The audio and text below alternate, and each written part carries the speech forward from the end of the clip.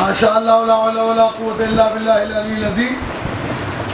अऊज़ु बिल्लाहि मिनश शैतानिर लईनिर रजीम। बिफज़्लि बिस्मिल्लाहिर रहमानिर रहीम। व सल्लल्लाहु अला मुहम्मदिन व आलिहि ताहिरीन। अम्मा बाद।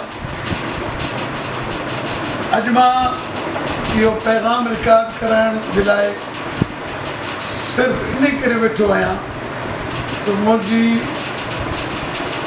आज़ादारी ऐं मजलिसूं पढ़ण जी जेका ॼमार आहे उहा 40 साल। मुंहिंजी पंहिंजी उमिरि तक़रीबन हाणे 60 साल जे वेझो आहे। बाक़ाइदे तरीक़े सां 40 साल थी विया आहिनि ऐं मां सॼी दुनिया में मजलिसूं पढ़ियूं आहिनि। तक़रीबन दुनिया जे 22 मुल्कनि में मां मजलिसूं जे इस्तेमाल सां ख़िताबु कयो आहे।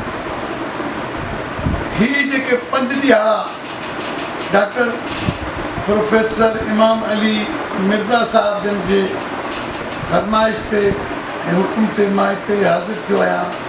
ख़म्से मजालिस 40 जी पढ़ण जे लाइ 15, 16, 17, 18, 19 इन जे लाइ जेको मां हिते हाज़िर थियो आहियां। हीअ मुंहिंजी ज़िंदगी जा 5 ॾियारा तमामु यादगार आहिनि। मूंखे हिते अचण खां बाद इहा ॻाल्हि शिदत सां महसूसु थिए त हीअ सिंध जो इल्मी ख़ानदान आहे जंहिं ख़ानवादे मज़हबी, सक़ाफ़ती ऐं इलाक़ाई ख़िदमतुनि खे उत्तम दर्जे ते ख़िदमत कई आहे। मिर्ज़ा फ़तेह अली बुज़ुर्ग आला मक़ामो जी नस्ल इन जॻह ते टंडे आगा में आबाद आहे। इन्हनि जी जेका इमाम बारगाह गोल्डन इमाम बारगाह आहे इन में मूं इहा मजलिस पढ़ी आहे। इन में जेको मेंबर पियो आहे उहो बि तारीख़ी आहे।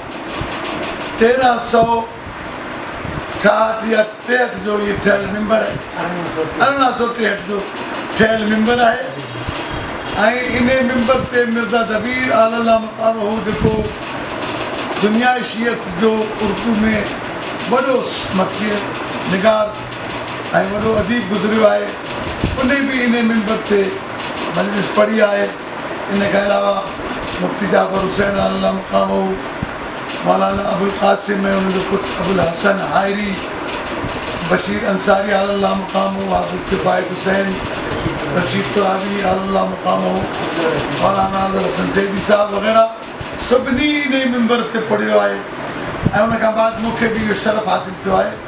इन शरफ़ खे मां इन निगाह सां ॾिसां थो त हज़रत मूसा अलैहिस्सलाम हिकिड़ी जॻह ते लठ खोड़ींदो हो त उते उहो लठ जेका वण थी वेंदी ऐं जॾहिं पटींदो हो त वरी लठ थी वेंदी।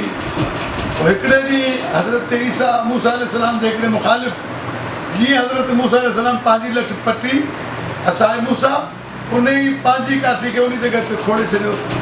वण त न थी पर उहा साई थी वई।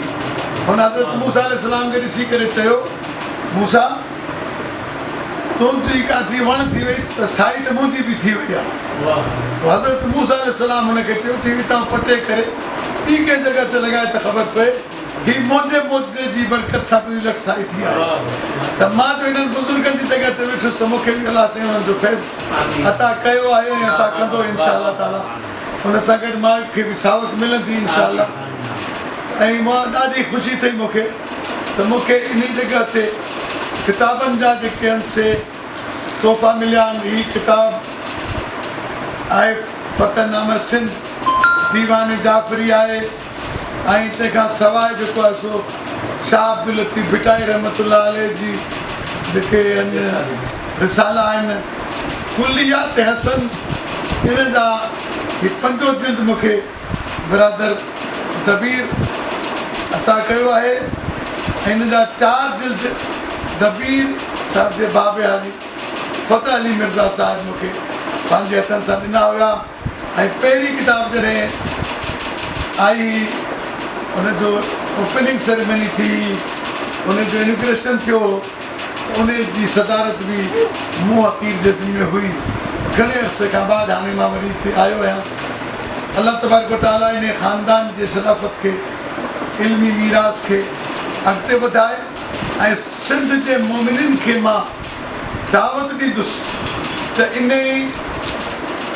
मिर्ज़ा साहिबान सां पंहिंजा तालुक़ात क़ाइमु कनि ऐं इन्हनि जे ख़िदमात खे पंहिंजे तरह सां ही सिंध में शीयत जी तारीख़ आहे जेका डॉक्टर प्रोफेसर इमाम अली साहब लिखी आहे ऐं हीअ बि आहे सिंध और अहल बैत, हीअ उर्दू में आहे, हीअ सिंधी में आहे।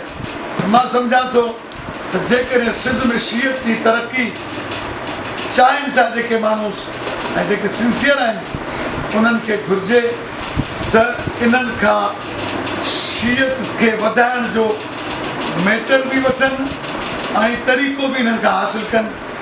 जिते ही इल्मी ऐं अदबी ख़ानदान आहे उन ई एतबार सां ही सुठा मेज़बान बि आहिनि। अल्लाह तबारक व तआला इन्हनि जे रिज़्क़ रोज़ी ईमान में बरकत अता फ़रमाए ऐं इन्हनि जी आबादी खे तमामु आफ़ाती समावी खां महफ़ूज़ फ़रमाए ऐं सॼे सिंध खे मां दावत थो ॾियां त अचनि ऐं इन्हनि जा किताब ॾिसनि, ख़रीद कनि ऐं इन्हनि वांगुरु पंहिंजे घरनि में लाइब्रेरियूं ठाहिनि ताकी असांजे बचनि खे आले मोहम्मद अलैहिस्सलाम जे फ़ज़ाइल ऐं उन्हनि जे कमालात जो इल्मु बि अचे ऐं हू पंहिंजे पाण खे इल्मी एतबार सां तरक़ी करे सघनि। छो त ग़ुलामी मां उहा ई क़ौम आज़ादु थींदी आहे जंहिं वटि इल्मु हूंदो आहे। इल्मु हिकिड़ी अहिड़ी मीरास आहे। इन जे लाइ मिर्ज़ा मोहम्मद अतर आला मक़ाम जो हिकिड़ो बहितरीनु जुमिलो हदियो थो कयां, फ़रमाईंदा हुआ कि इल्मु मुश्किल कुशाई करता है जबकि जहालत मुश्किलें ईजाद करती है। और हम अली को मुश्किल कुशा इसीलिए मानते हैं कि अली से बड़ा पैगंबर के बाद कायनात में था। अस्सलामु अलैकुम व रहमतुल्लाह।